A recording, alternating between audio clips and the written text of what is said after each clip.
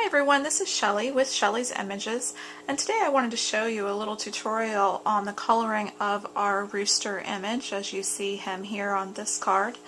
I'm going to move him out of the way so we just have our plain uncolored digi here ready to color. I've printed my image out on the Cryogen White from cutcardstock.com. I really like this Cryogen white paper. It kind of has a nice little sparkle to it, and the colors for the Copics at least blend very nicely. So just make sure that you're using there's lots of good cardstocks, just make sure you're using a really nice heavyweight cardstock that will let you blend on your image well. I'm just going to get started coloring, kind of show you what works for me. I'm not a Copic coloring expert.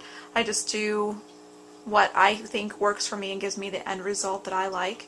So even if you don't use Copic coloring, hopefully you can get a few pointers on some color ideas and some ways to lay in the color on an image like this.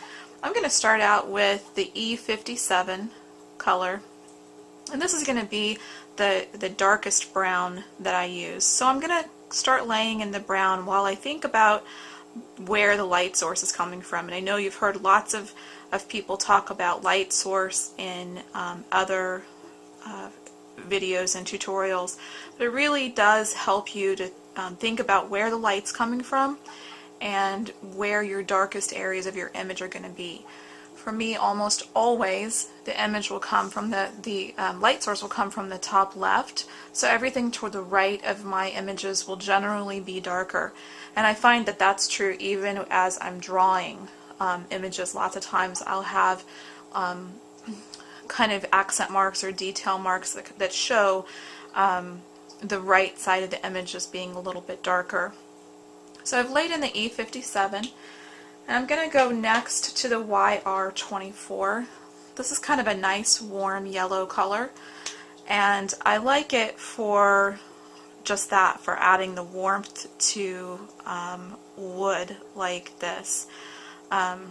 You don't forget to think about some of those other colors that naturally appear in things like woods. They're not just brown, so add in some of those other colors.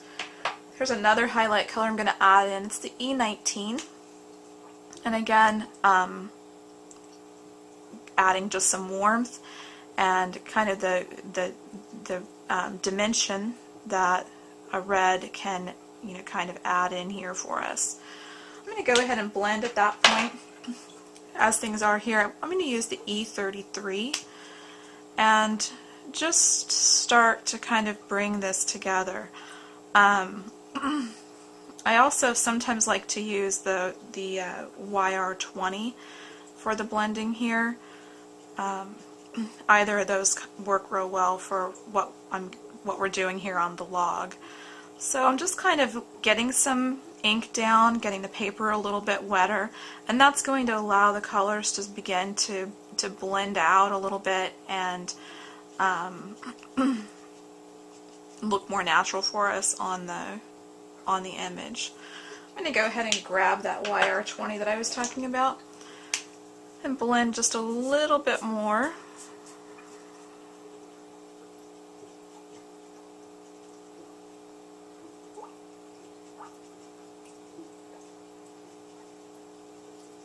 And kind of blend out so it fades out a little bit here at the bottom.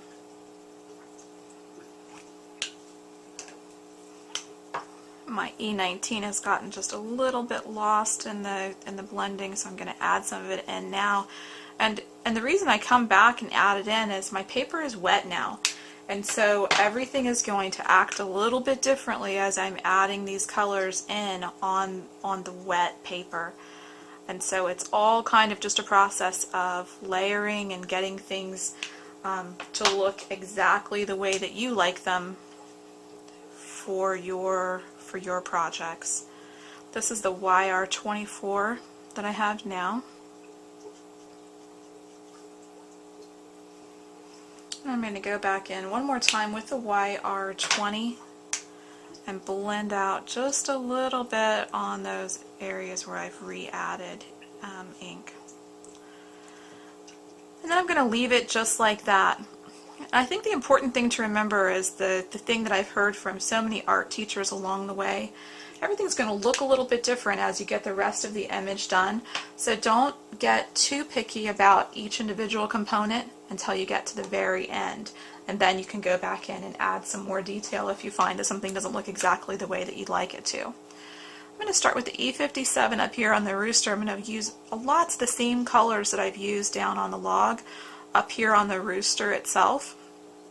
I'm going to add, roosters have just a little bit of kind of that modeling on the front. And then I'm going to, again, think about the light source. It's going to be a little bit darker here underneath of the breast of the chicken, and a little bit darker back here underneath of this wing. Darker back on the back side of his head here, and again a little bit on the front as it bends around, as it kind of arches around his neck. The next color I'm going to go to is that same YR24. And I'm being pretty sketchy, as you can see, as I add in these colors. And I think that that's maybe one of the big differences between doing a more kind of fantasy or cartoon type image versus a realistic digi stamp like this one. The colors in nature are, you know, so multi-dimensional. There's so many different colors and everything, and so you'll find that you'll use more colors for a more realistic digi stamp than you'll use for some of those really fun, more cartoon images that you sometimes do. I'm going to add some E35, and this is just a little bit of a lighter brown to kind of, again, give some of the effect of the feathers, and going to be real loose and real sketchy to get that color in. And I'm going to go back in with the YR20, and I'm kind of going to just fill everything in. Have you ever noticed in my videos how I say gonna? I hate that. Or gonna. How do you spell that? Okay. Sorry.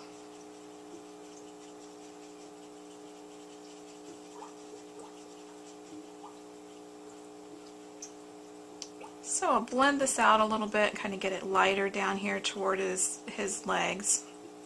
And now that I have the colors laid in, I can kind of see where I'm at. I'm going to go back in and do some of that adjusting that we talked about before. I'm going to tone down the yellows just a little bit right there. I'm going to blend out the brown on the back of his head a little bit more. Adding a little bit of dark behind the waddle there. And I'm going to come back in again with, the E19 and give just a tiny little bit of that color around. I just love the look of that on him. Go back to the YR20 and just hit those colors once more to settle them kind of down into the paper. And then I'm going to leave that area alone, and again I can always come back to it. I can already see that I'm going to want to do some more with, there's that gonna again, I'm going to want to do some more with the chest here to give it more the feathery look that I want. For the wing, I'm going to use basically three colors, the E57, E19, and YR24. I'm going to start with the darkest of these, and again, because of the shape, even though my light source is coming from the right, because it bends down, it's going to just be, it's going to just be darker as it bends around his wing like that. And I'm just going to try to leave some negative areas in there that I can come back in with the E19. And lastly, with that favorite color of mine, the YR24. And so I'm filling in all the white spaces now with the YR24, and I'm also blending as I go.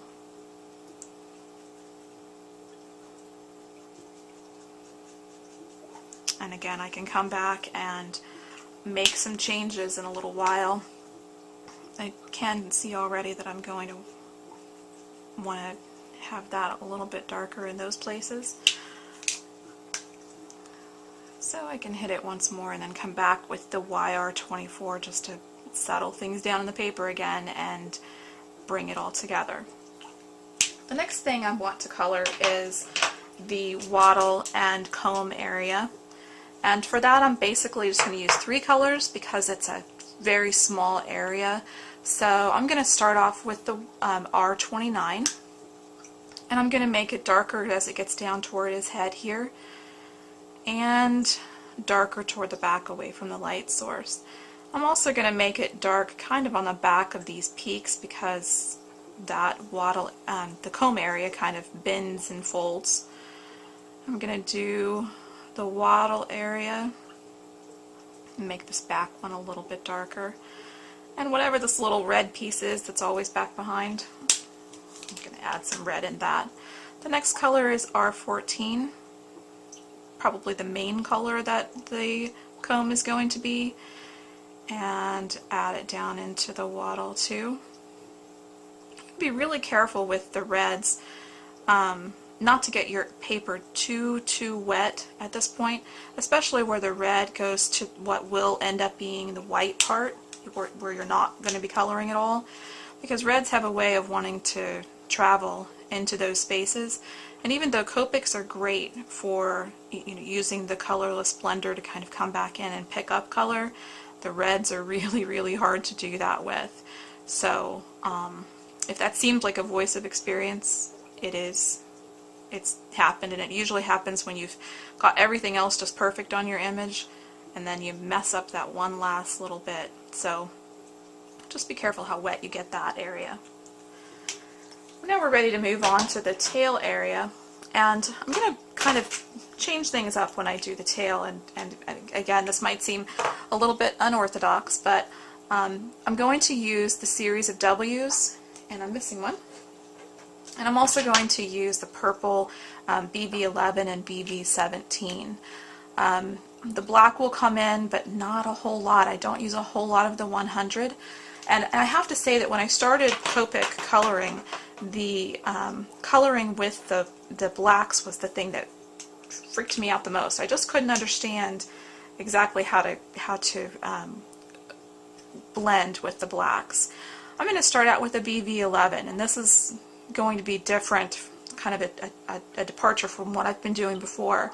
And the reason I'm going to start out with the purple is because I want to make sure that I don't lose the purple as I go through.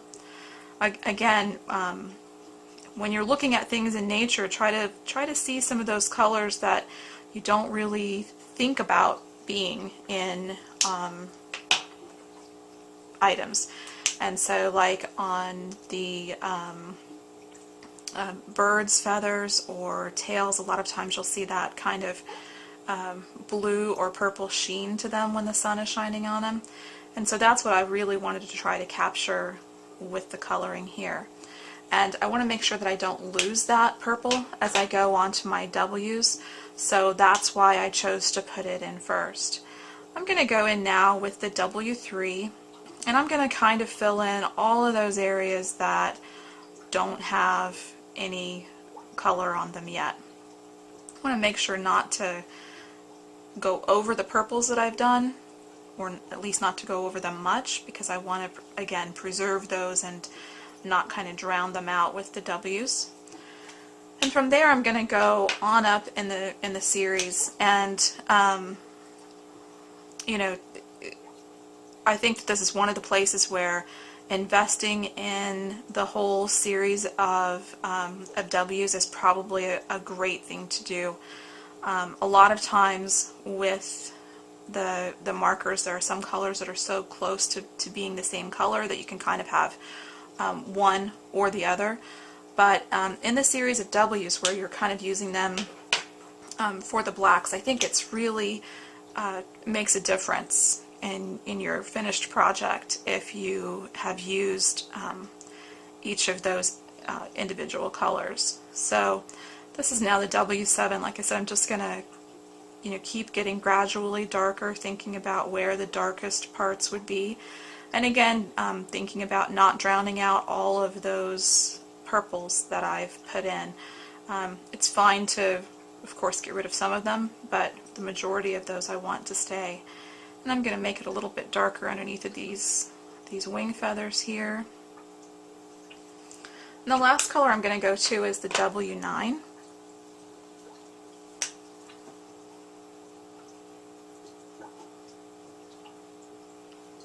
And lay that in. And yes, it's kind of going over some of the W7s that I put in, but it really adds to the dimension of the project that you're doing.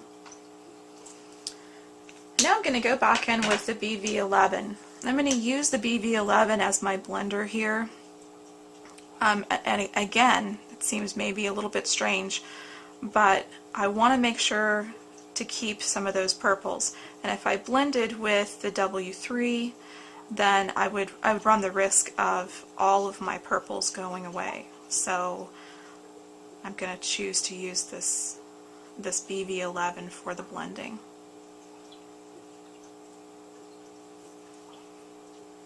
And if I was doing this, just crafting here, I would take a little bit more time with it, but that gives you a basic idea of how I color things. I'm going to go in with the YR20 and the YR15 and color the beak and the legs. They're such small areas that you really don't have a whole lot of blending that you have to do, but you definitely want to get color in there.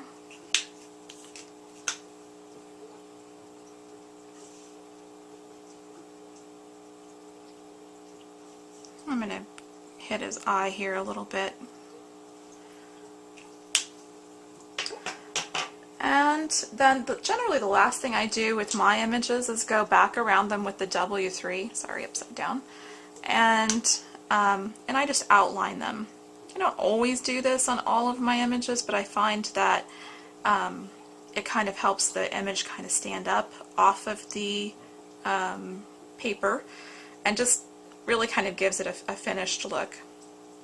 And I do that on the, use this color on the barbed wire too. And you can also use the silver pins along there to give it a little bit of shine. Like I said, at this point I would probably go back in and add a little bit more of the feathering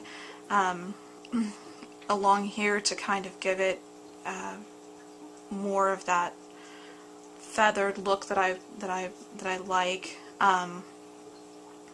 And because the paper is dried a little bit, that's going to react a little bit differently. And I also like to go in with the black and give just a couple of little, real tiny little marks. And I just think that this really finishes it, the image off, and gives it that kind of final detail that looks real pretty. So I'm kind of going into some of the dark areas and almost just dotting it in. And I'm going to add just a couple of lines within the tail to give it that detail look. So as you're doing your Copics, you think about whether or not you're working on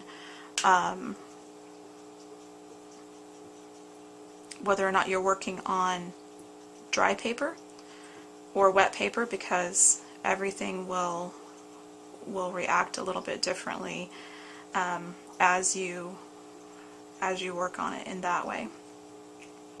So that pretty much shows you kind of what we do. I hope that you won't be intimidated to do some coloring on some more natural, kind of realistic stamps. They really are a lot of fun to color and a lot of fun to use on your projects. So if you have any questions, make sure that you email me. You can find my email address on the blog or at our store. And remember, we love to hear from you, so send those emails. Well, see you again the next time.